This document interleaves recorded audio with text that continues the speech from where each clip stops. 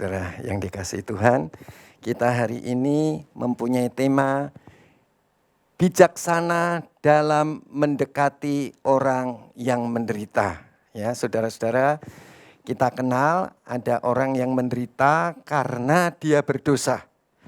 Tetapi ada juga orang yang menderita bukan karena dia berbuat dosa. Jadi itulah sebabnya kalau ada orang yang menderita, jangan kita terburu-buru mengatakan engkau orang berdosa. Karena ada juga orang yang tidak berdosa tetapi dia menderita. Amin. Saudara-saudara, mari kita lihat selanjutnya. Apa yang akan kita bicarakan hari ini, ya, yaitu seperti yang kita katakan tadi bahwa penderitaan itu bisa akibat dari kesalahan. Ya, itu yang pertama.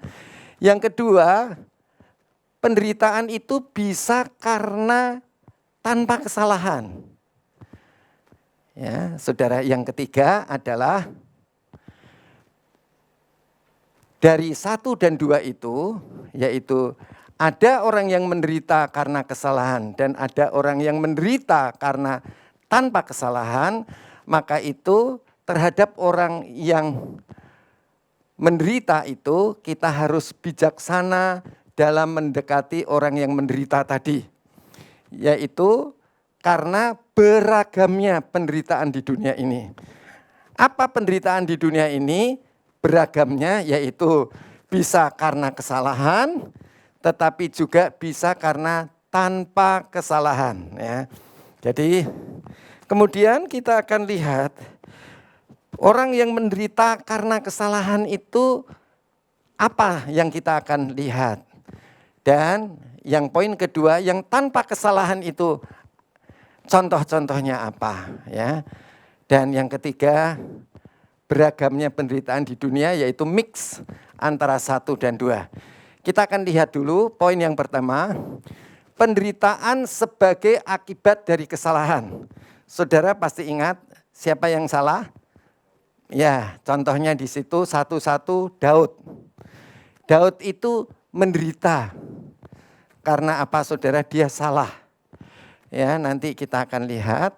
Kemudian 1:2, siapa lagi yang salah kemudian dia menderita?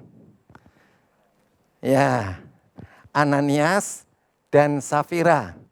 Daud dosanya apa? Ananias dan Safira itu dosanya apa? Kemudian kalau terbukti ada orang yang bersalah, apa yang harus kita buat? Ya, ini adalah 1:3. Tanggapan yang tepat ketika kita sendiri menyebabkan penderitaan kita. Jadi kalau kita bersalah, saudara-saudara, maka saudara dan saya harus memiliki tanggapan yang tepat kalau kita salah. Ya, nanti kita akan bahas ya. Tanggapan yang tepat seperti apakah yang harus kita selesaikan, yang mengakibatkan kita menderita. Jadi kalau ada penderitaan, saudara jangan cuek aja ya. Saudara-saudara, yang saudara lakukan adalah saudara memberi tanggapan yang tepat. Kita menderita, kemudian kita periksa, oh betul saya menderita. Periksa, kenapa saya menderita? Ya. Kalau kita lihat, oh saya menderita karena saya salah, maka saudara harus memberi tanggapan yang tepat ketika kita sendiri menyebabkan penderitaan kita. Kalau kita sendiri menyebabkan penderitaan kita, ya. Jadi saudara kalau salah, menderita, mesti dicek. Menderita karena apa? Oh karena salah, seperti Daud, seperti Ananias dan Safira. Apa yang saudara buat? Memberi tanggapan yang tepat. Ya, jangan dicuekin. Oke, sekarang kita masuk di poin 2. Nah, kalau ada penderitaan tanpa kesalahan, ini menderita kita. Ya, menderita bisa macam-macam, bisa sakit, bisa bangkrut, bisa rumah tangganya cekcok, berantakan ya.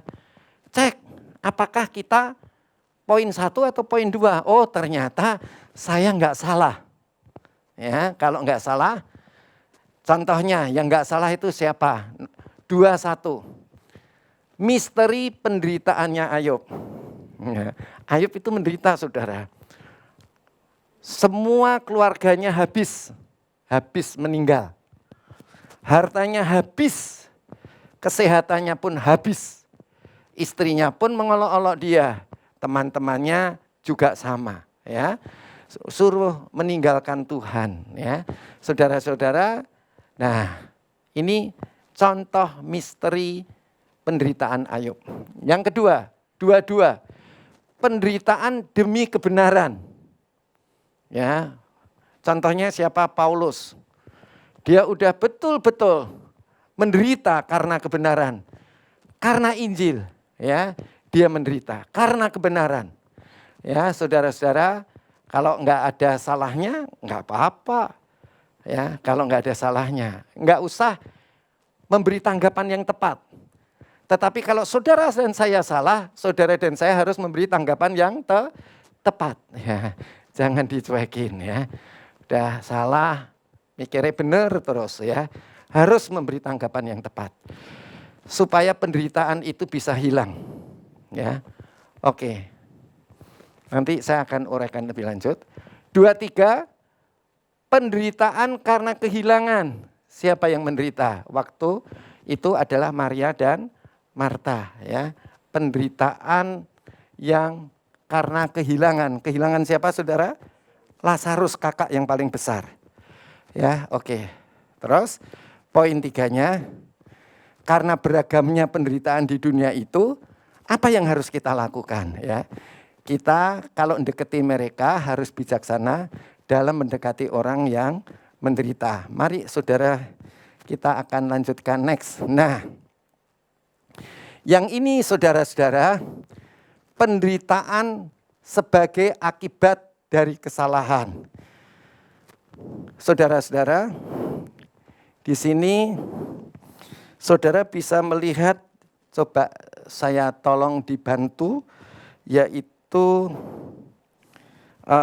Mazmur 107 ayat yang ke-17.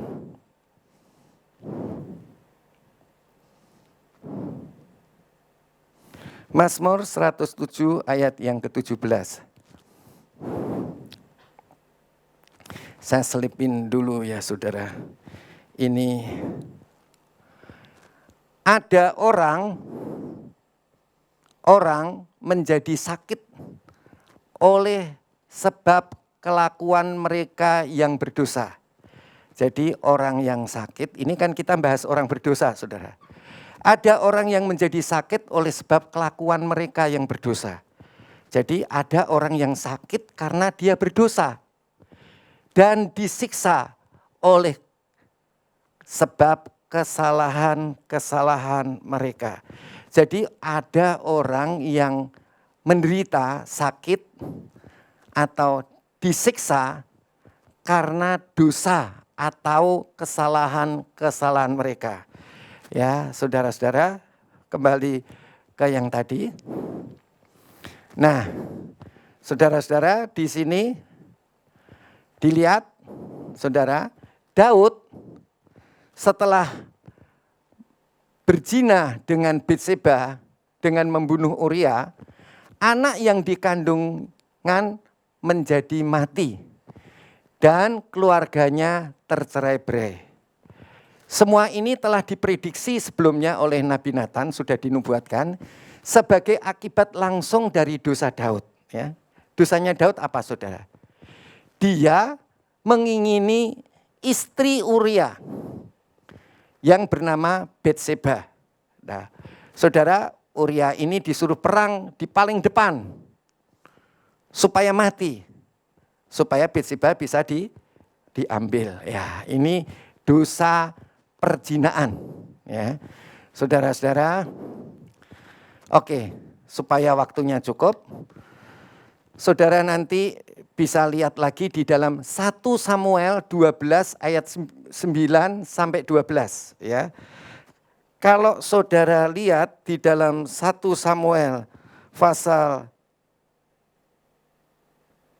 12 ayat 9 sampai 12, saudara-saudara, ini kalau saudara baca, Samuel itu perikopnya adalah Samuel itu minta diri dari bangsa itu. Ya. Jadi kalau saudara lihat di sini, saudara-saudara, itu perihal orang yang ngaku dosa. Ya, jadi saudara, kalau kita berdosa, kita harus ngaku sama Tuhan. Ya, ngaku sama Tuhan. Ya, ayat yang 9, contoh saya beri sedikit. 1 Samuel 12 ayat 9 sampai 12. Tetapi mereka melupakan Tuhan Allah mereka. Dan ia menyerahkan mereka ke dalam tangan Sisera, panglima tentara di Hasor, dan ke dalam tangan orang Filistin dan Raja Moab yang berperang melawan mereka. Jadi ingat saudara, kalau saudara berdosa, bersalah, Tuhan akan menyerahkan kita kepada musuh-musuh kita. Ya, jadi saudara dan saya harus berhati-hati dengan dosa. Jangan kita menganggap dosa itu biasa. Ya, saudara-saudara, orang Kristen setelah percaya Yesus harus bertumbuh, harus sampai berbuah.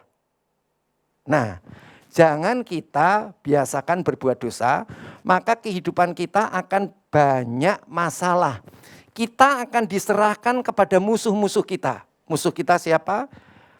Penyakit, kebangkrutan, dan lain sebagainya. Jadi jaga hidup kita betul-betul. Oke. Ayat yang ke-10. Mereka berseru-seru kepada Tuhan. Nah, ini bagus, ya. Berseru-seru kepada Tuhan. Katanya, kami telah berdosa. Nah, saudara, penting. Orang yang berdosa harus ngaku dosanya. Ya, kami telah berdosa sebab kami telah meninggalkan Tuhan dan beribadah kepada para Baal dan para Asitoret. Maka sekarang lepaskan kami dari tangan musuh kami, maka kami akan beribadah kepada Tuhan. Ya, ini contoh. Nanti saudara baca sendiri, ya.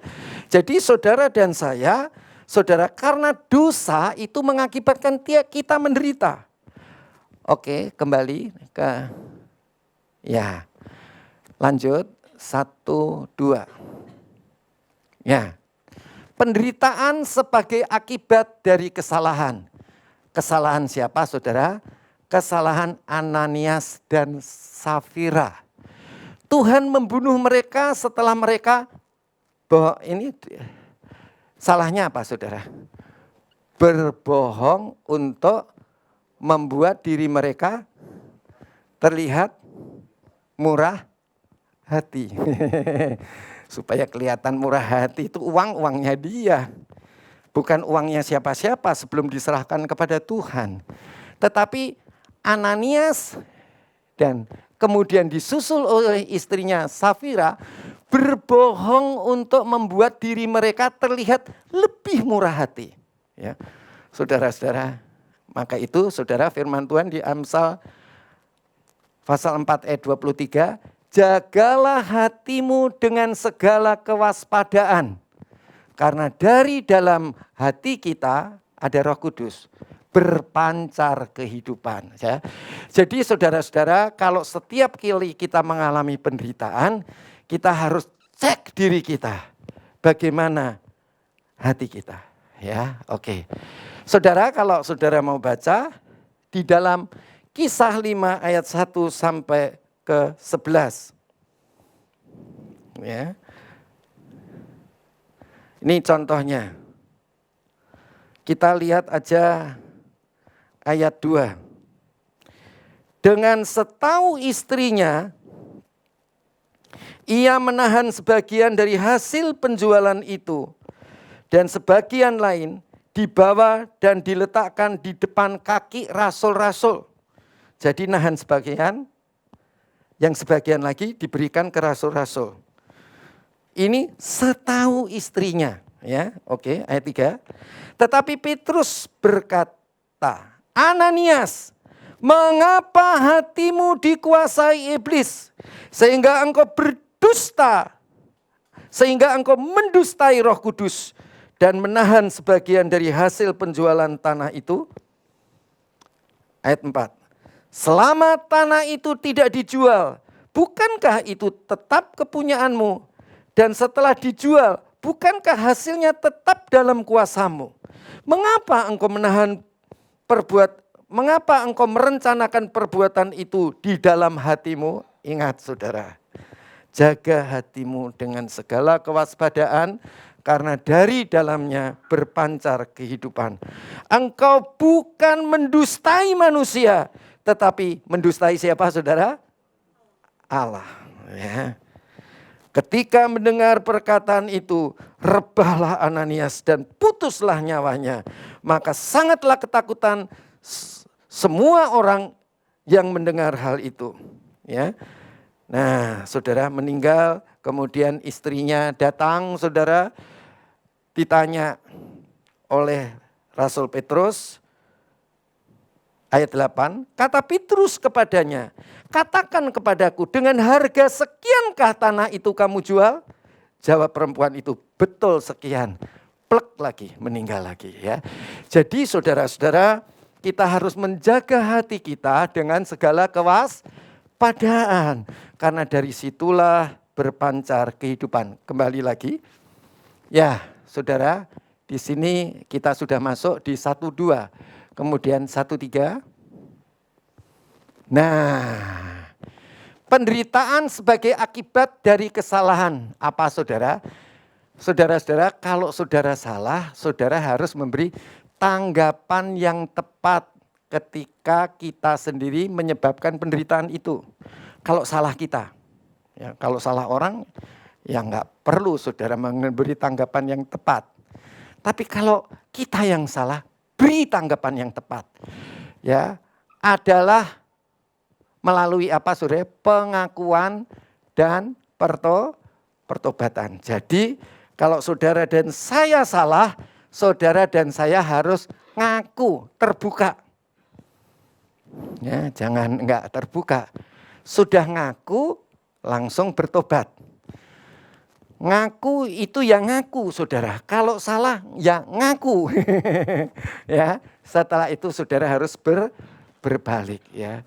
Banyak orang yang mempunyai penafsiran saudara-saudara bahwa orang itu yang penting saudara-saudara udah Tuhan selalu ampuni dan lupakan yang sudah. Enggak bisa saudara.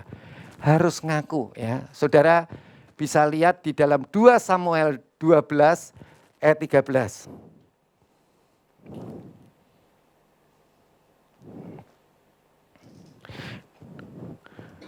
Ini tanggapan yang bagus ya saudara-saudara.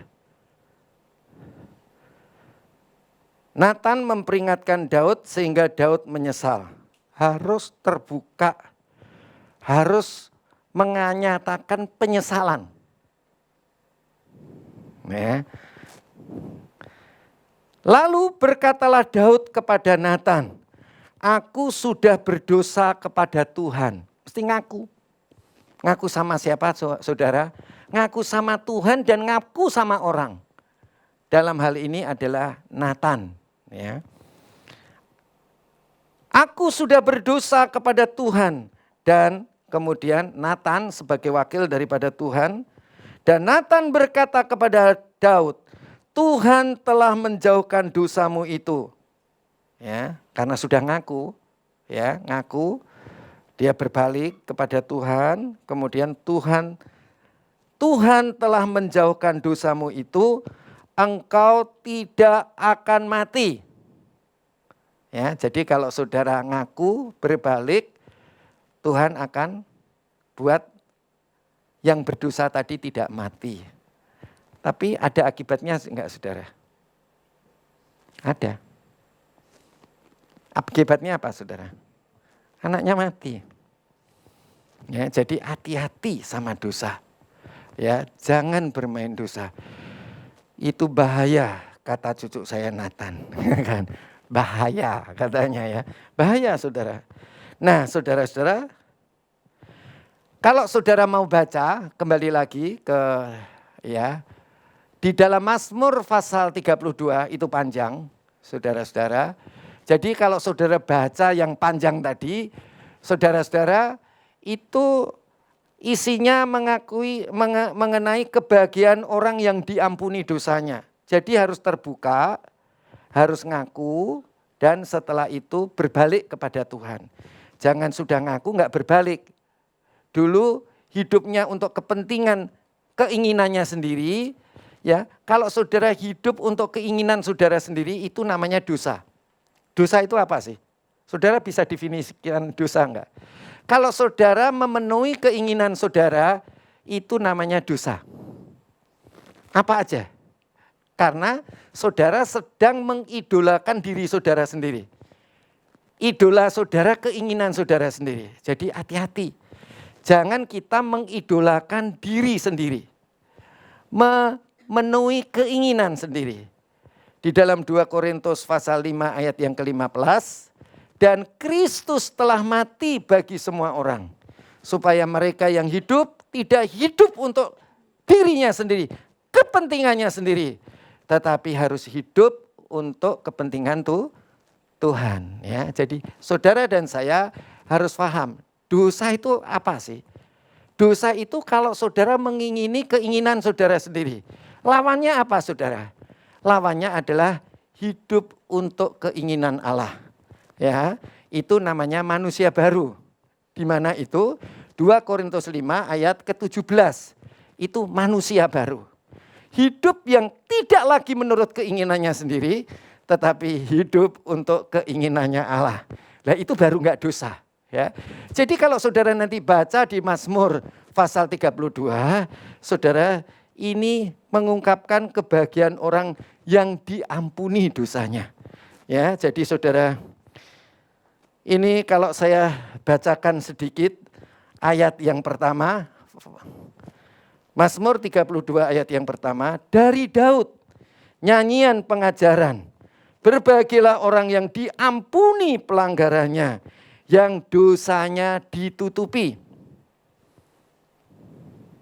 Ayat 2, berbahagialah manusia yang kesalahannya tidak diperhitungkan Tuhan dan yang tidak berjiwa penipu. Ya, jadi saudara hati-hati kalau kita ngomong.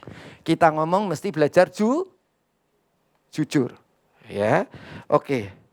Ayat 3, selama aku berdiam diri, tulang-tulangku menjadi lesu. Nah, siapa yang tulang-tulangnya jadi lesu, ya, lemes, lesu, ya, ya, saudara-saudara, kita harus hidup jujur.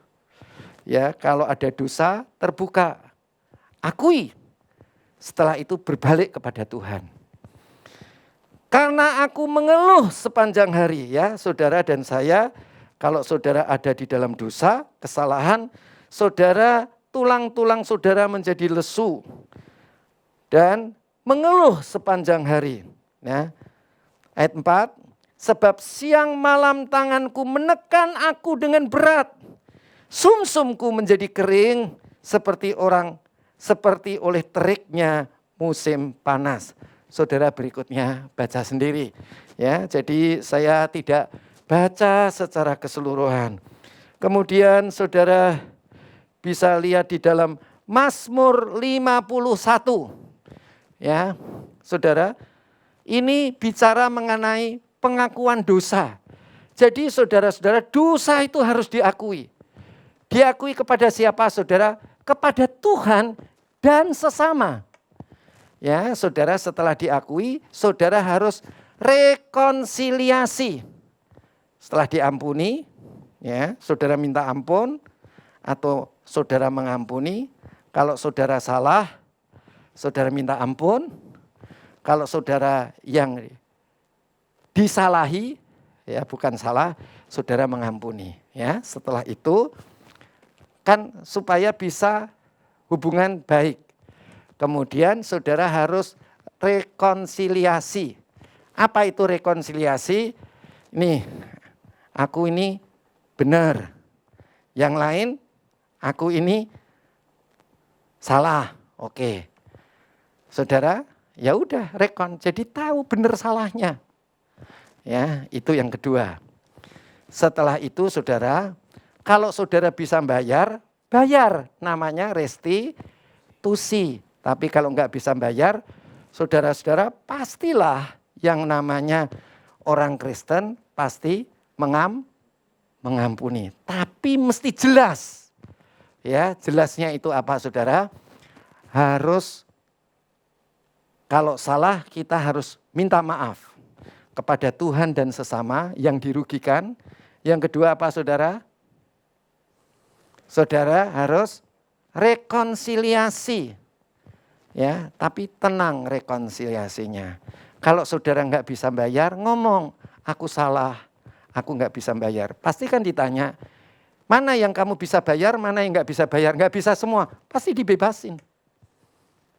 Ya, karena itu sifat daripada orang Kristen, anak-anak Tuhan. Karena anak-anak Tuhan itu sudah diampuni Tuhan dan kita pun harus mengampuni orang lain. Sebelumnya sudah ngampuni dulu? Tidak, ampuni dulu. Memang sudah diampuni sebelum sebelum restitusi. Kenapa sih kok harus mengampuni, harus rekonsiliasi, harus restitusi? Saudara, supaya ada perdamaian. Ya. Kenapa kita damai dengan Allah?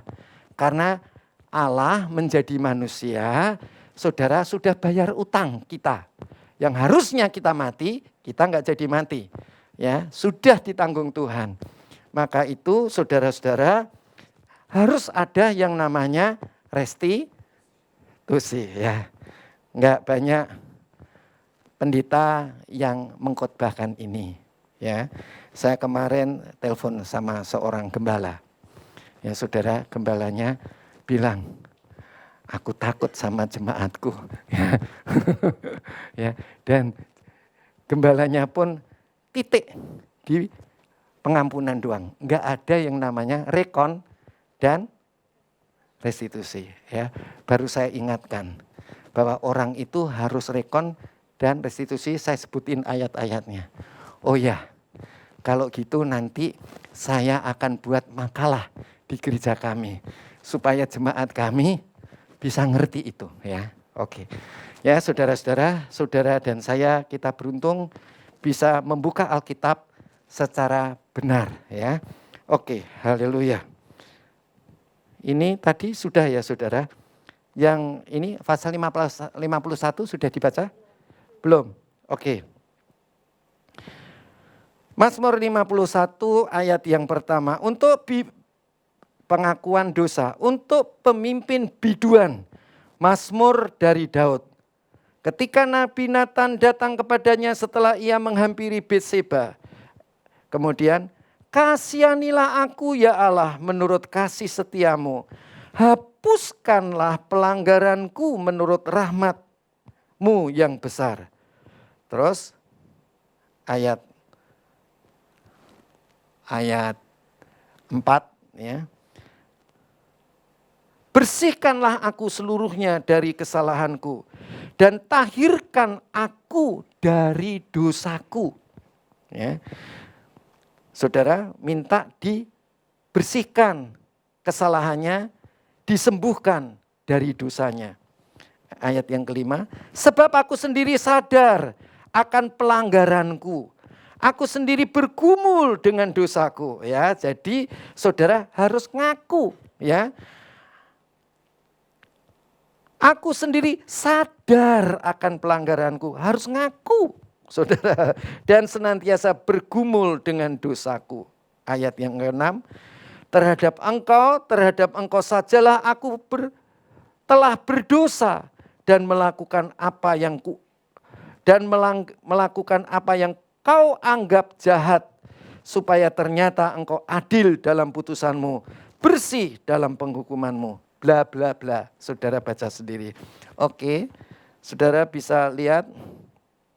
Kemudian, ya, saudara lihat tadi sudah kita baca 2 Samuel 12 ayat 13, Mazmur 32 dan Mazmur 51. Ya. Pikiran semacam ini tidak serta-merta menghapuskan konsekuensi dosa.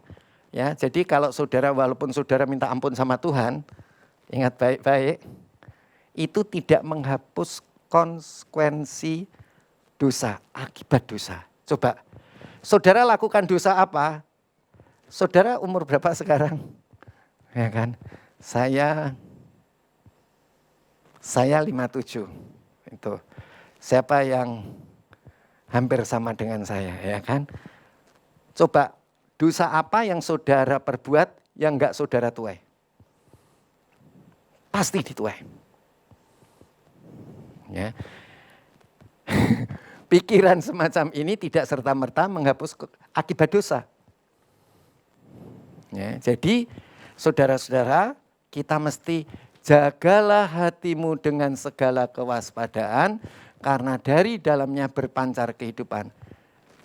Saudara, coba saudara lihat di dalam 2 Samuel pasal 12 ayat ke-18. Oke, pada hari yang ke-7, ya lihat ini saudara. Jadi kalau saudara berdosa, walaupun Tuhan ampuni saudara tidak mati, tapi akibat dosa itu saudara dan saya akan ambil. Ya. Pada hari yang ke-7 matilah anak itu, anaknya Batseba, hasil perzinaan dengan Daud. Dan pegawai-pegawai Daud takut memberitahukan kepadanya bahwa anak itu sudah mati. Sebab mereka berkata ketika anak itu masih hidup, kita telah berbicara kepadanya. Tetapi ia tidak menghiraukan perkataan kita. Bagaimana kita dapat mengatakan kepadanya, anak itu sudah mati? Jangan-jangan ia mencelakakan diri, ya kan? Ya, jadi saudara, hati-hati sama dosa. Saudara-saudara, kita gak usah bingung. Gimana itu kita caranya supaya tidak berdosa? Tahu caranya saudara? Semua orang bisa. Ya, caranya gimana? Belajar kalau ngomong dari hati. Jadi kalau saudara ngomong salah, langsung berasa, gak enak di sini. Biasanya kalau kita ngomong dari mana saudara? Dari pikiran kan, asal bunyi aja. Bunyi dari mana? Pikiran. Pikiran dari mana? Dari sikon. Asal ngomong aja. Coba sekarang mulai belajar. Kalau ngomong, tarik ke dalam dari hati. Ya, kalau saudara bilang, aku mengasihimu, tapi dari hati pasti berasa. Nyangkut apa enggak? Kalau nyangkut artinya apa saudara? Saudara berbohong. Tapi kalau enggak nyangkut, lega, berarti apa saudara? Berarti omongan saudara tadi jujur dari hati. Maka itu kalau ngomong belajar dari hati.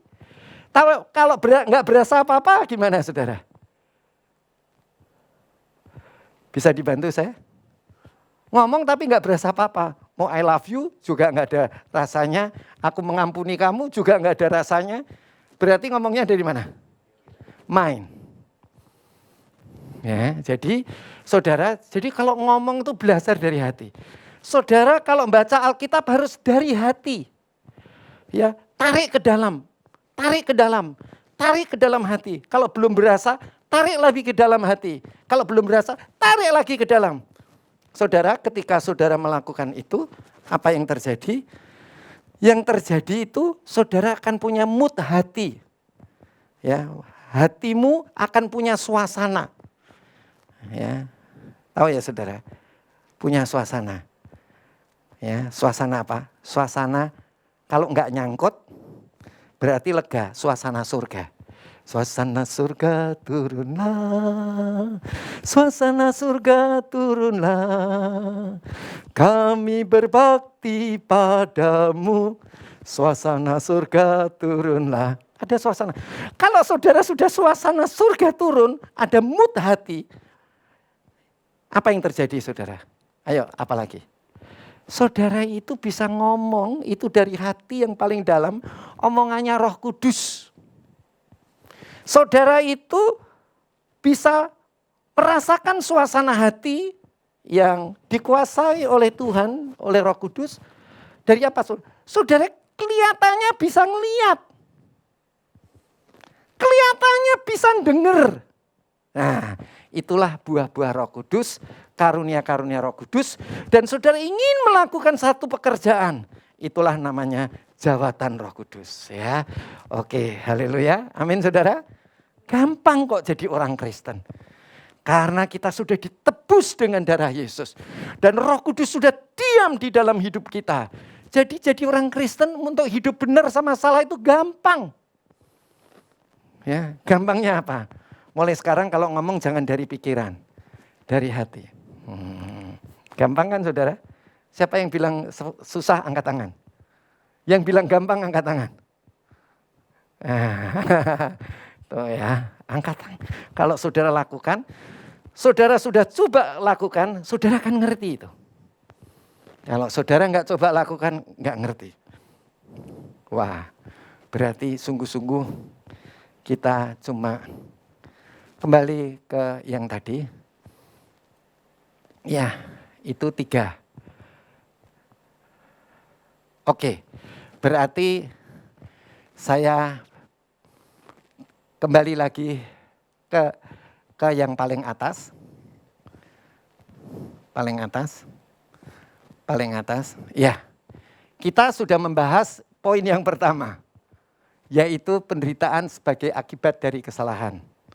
Ya, poin yang kedua, penderitaan tanpa kesalahan belum kita bahas. Juga karena penderitaan dalam kesalahan dan tanpa kesalahan ini, saudara-saudara, jadi belum tentu seseorang itu kalau menderita pasti salah, belum tentu. Karena ada penderitaan, nomor 1 penderitaan akibat kesalahan, tapi yang poin yang kedua ada penderitaan tanpa kesalahan. Jadi di dunia ini ada keragaman penderitaan, beragam, tanpa salah dan dengan salah. Nah, jadi apa yang harus kita lakukan? Jangan terburu-buru menyalahkan orang. Apa yang saudara dan saya buat, kalau ada orang yang menderita, saudara, cara kita mendekati mereka harus dengan bijaksana. Ya, itu yang kita bisa bahas hari ini.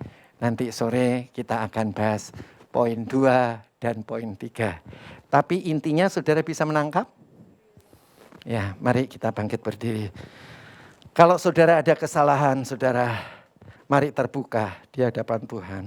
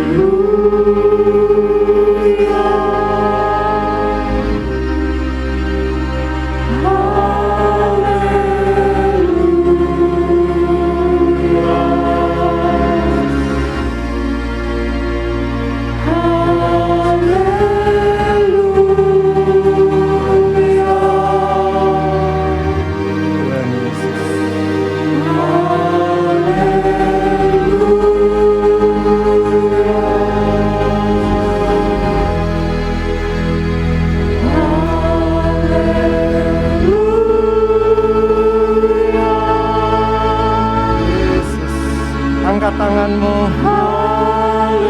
Mari kita bangkit berdiri. Angkat tanganmu. Angkat tanganmu ke surga. Nyanyikan lagu ini. Tarik ke dalam hatimu.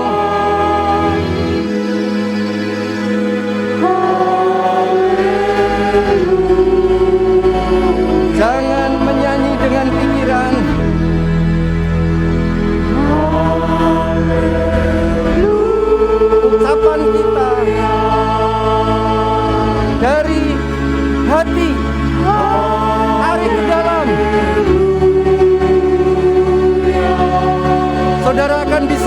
akan hadirat Allah?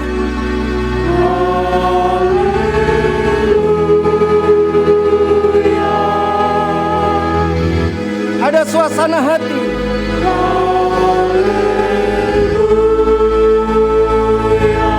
Hati yang dipenuhi dengan Roh Kudus.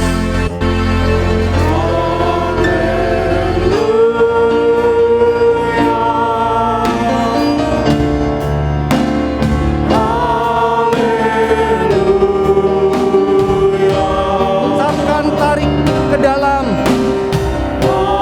hatimu. Mari kita belajar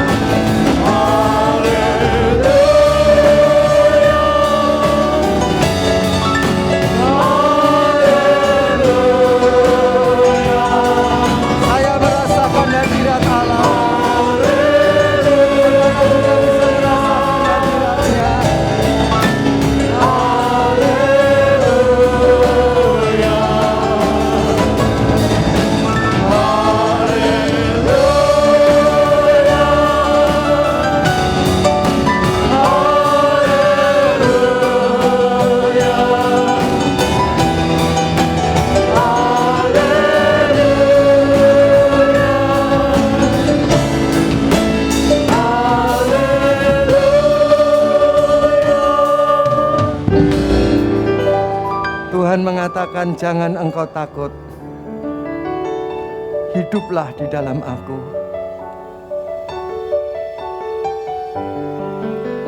Aku mengampuni engkau. Mulailah sesuatu yang baru.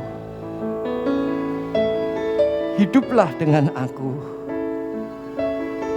Maka engkau akan hidup untuk selama-lamanya. Engkau boleh rasakan hadirat Allah pada pagi hari ini.